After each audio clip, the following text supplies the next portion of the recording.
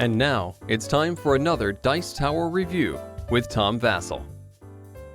Hey folks, I'm Tom Vasel, and today we're taking a look at a game called Robotech Force of Arms.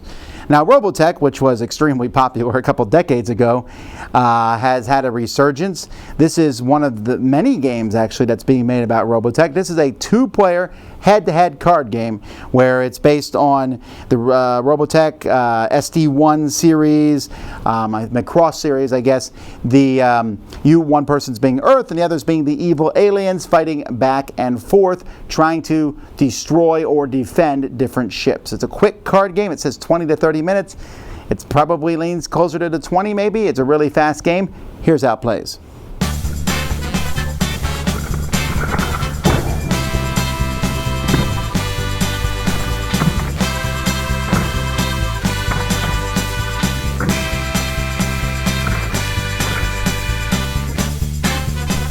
One player is going to be Zentradi, and the other player is going to be Earth, and you'll each have 4 ships that are going to be randomly placed here with empty space in the middle.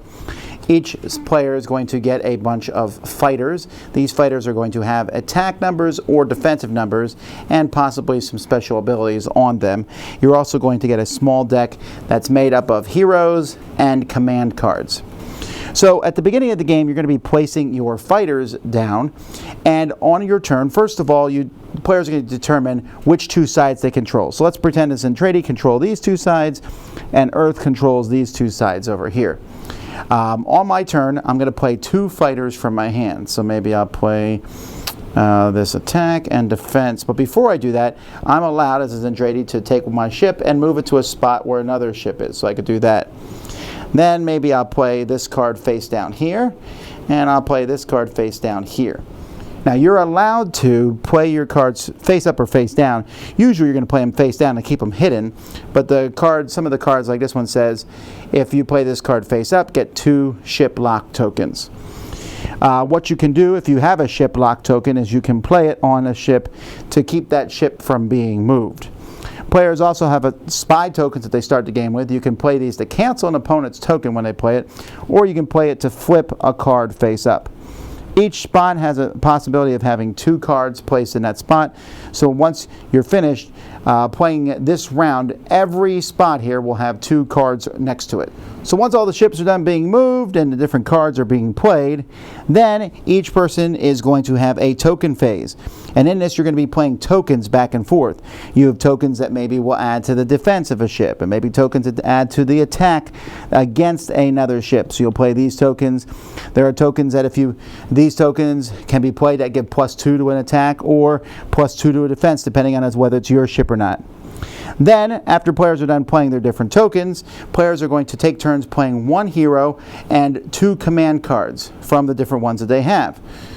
So I might say, okay, I'm going to play Max Sterling. I get 3 attack tokens, and I can put 1 token on 3 different enemy ships.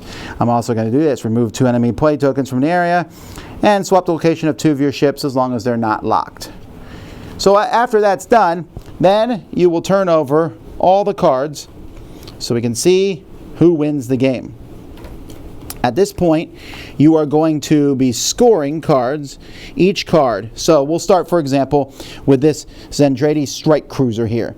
This has a defense of 1, and another defense has been added to it, so it has a defense of 2. I look at the Zentradi cards. This has a defense of 6, a defense of 5.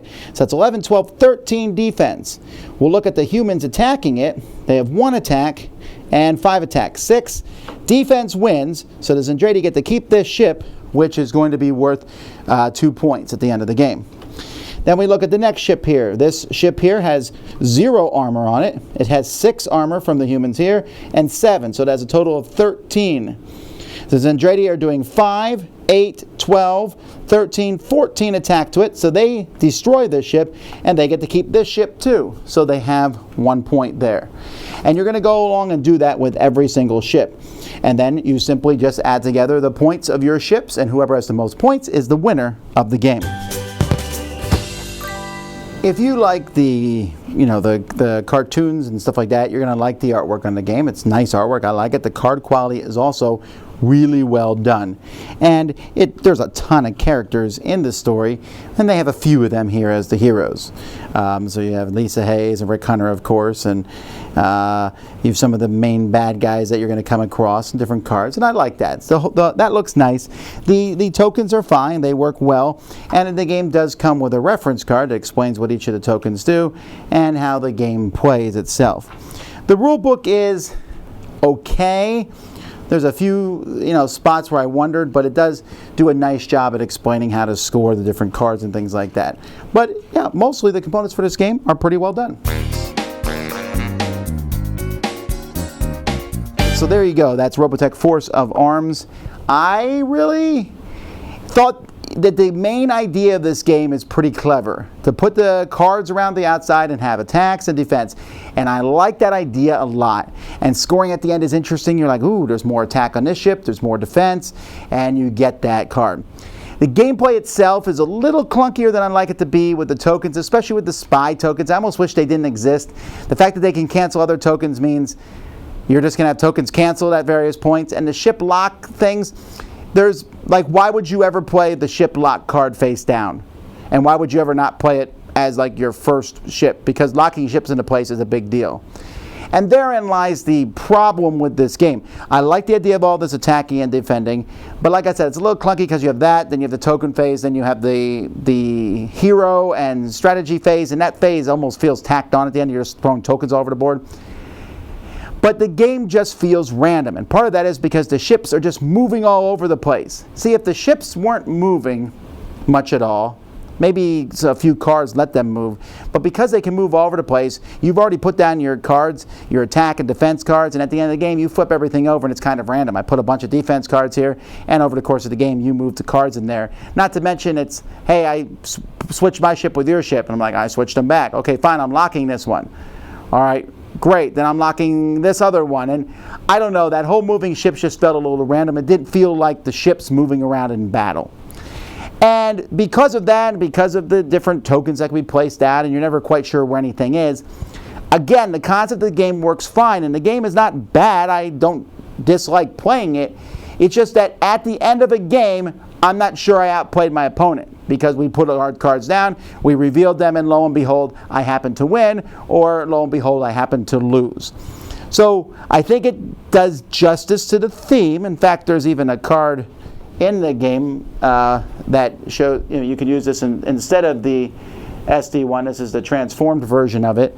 So that's kind of neat and all that. But overall, I think that I might pass on this one in the future. If you button me down and want to play a game, sure, I might do that. But I would want a game that has just a little bit more thought, because it feels like that over the course of the game. See, it doesn't feel like a light game. It feels like, ooh, putting these things out, putting tokens here, playing these cards, and then we randomly see what happens.